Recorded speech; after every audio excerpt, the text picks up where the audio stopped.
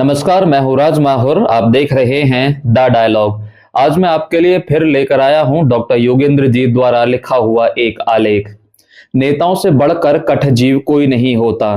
कितना सहता और झूठ बोलता है, तब वह नेतागिरी की दुनिया में टिक पाता है।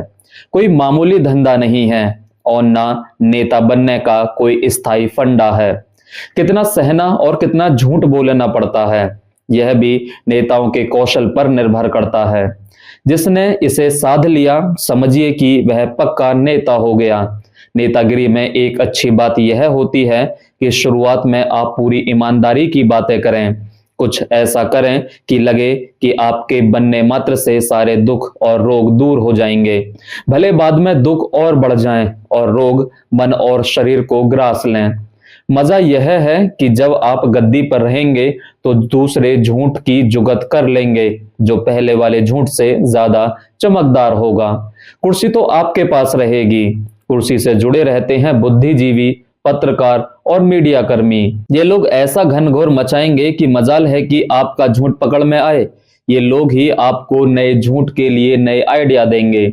एक आध बुद्धिजीवी या पत्रकार भटके हुए होते हैं, वे आपका विरोध करेंगे, लांछन लगाएंगे। इससे आपका बाल भी बांका नहीं होगा। जनता आपके चरण चुंबन पर बुद्धिजीवियों, पत्रकारों और मीडिया कर्मों की रंगीन बातों में गोते लगाती रहेगी। उसे पता ही नहीं चलेगा कि सत्य क्या है और असत्य क्या है। सत्य के प्रयोग को तो जनता जानती थी, मगर असत्य के प्रयोग से वह अनजान थी। बहुत मुश्किल से जनता सत्य को पहचानने लगी थी, लेकिन अब उसे सत्य बेमतलब और असत्य जरूरी लगने लगा है। पाकिस्तान बना ही गलत बुनियाद पर है। जिन्ना को लगा था कि हिंदुस्तान के सभी मुसलमान एक हैं। वे दिन को रात कहेंगे तो सभी रात मानेंगे। जीवन में खुशफहमी बड़ी चीज होती है।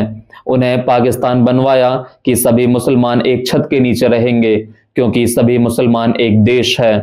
भारतीय मुसलमानों के जन्म की कहानी उन्हें मालूम नहीं थी। मुसलमान भी हिंदुओं की तरह भिन्न भाषाएं बोलते थे। उन्होंने पंजाब की उर्दू और बंगाल की बंगाली को एक ही रस्सी से नाथना चाहा।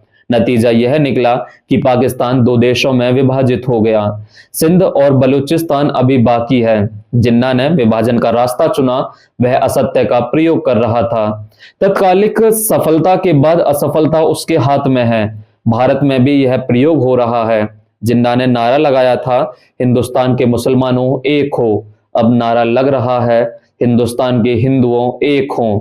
वे यह नहीं जानते कि हिंदुस्तान के हिंदू एक भाषा भाषी नहीं है और ना एक समान संस्कृति है। जीवन जीने की अपनी पद्धति है। विभाजन अगर हथियार बनेगा तो इसका दंश भोगने के लिए तैयार रहिए।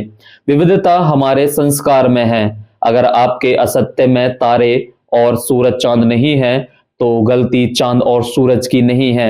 जलेबी बनाइए, मगर चाशनी में चीनी और ताप की मात्रा कम ही नहीं कीजिए।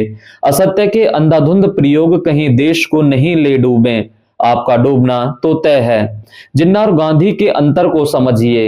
एक की शव यात्रा में लाखों की भीड़ थी, तो दूसरे के पास जब मौत आ रही थी तो मुंह से भिन भिनाती मक्खियों को उड़ाने वाला भी कोई नहीं था।